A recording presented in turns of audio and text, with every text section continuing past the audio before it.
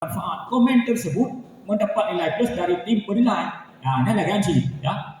Karena secara algoritma media sosial banyak yang komen-komen dan like, maka akan terhubung dengan teman yang like tersebut. Sehingga warga sekolah lain, teman-temannya, keluarganya juga melihat adanya kegiatan positif dalam lingkungan sekolah kita. Bapak Ibu dan siswa-siswi, alhamdulillah kita telah 3 minggu melaksanakan kegiatan yang luar biasa dengan suasana yang adem, dengan berbagai macam kegiatan. Alhamdulillah tibalah kita di penghujung kegiatan Dinul Islam Semarak Ramadan tahun 2026. Dengan rahmat Allah Subhanahu wa taala, kita telah diantar dalam keadaan sehat walafiat.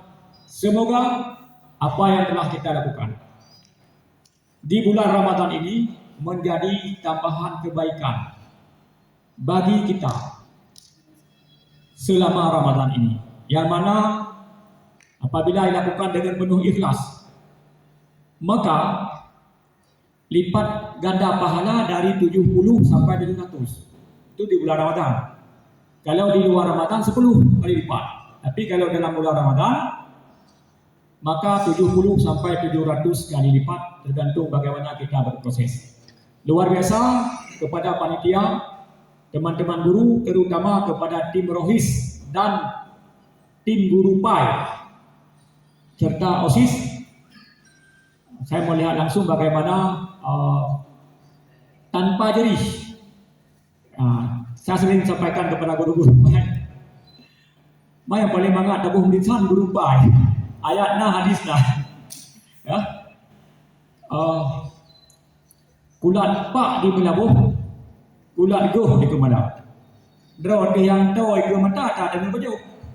Udah yang terus habis baru mudah merasa. Yang naik buku kau ni. Jadi saya semoga dengan keikhlasannya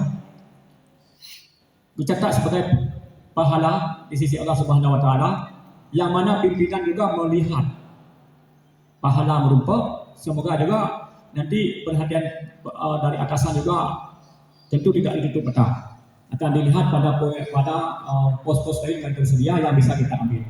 Terus saya telah sampaikan kemarin, iku mata hanya dicop, ya, pengen iku mata tapi hanya cop, igrop ni kan orang. Maka ketika tercok juga harus dapat kita pertanggungjawabkan. InsyaAllah nanti saya selaku pimpinan di sekolah tidak menutup mata, walaupun biasa memang ada hadisnya, bayarlah upah orang sebelum kering keringatnya. Alhamdulillah guru PAI tidak berkeringat karena ada hadis. Ya, InsyaAllah itu juga akan jadi perhatian kita. Mungkin nanti kita koordinasi dengan komite sekolah untuk menaruh sedikit perhatian kepada yang telah ikut berpartisipasi dalam kegiatan Dinul Islam ini.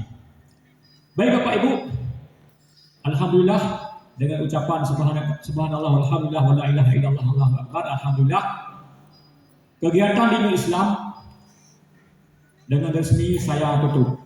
Assalamualaikum warahmatullahi wabarakatuh. Waalaikumsalam.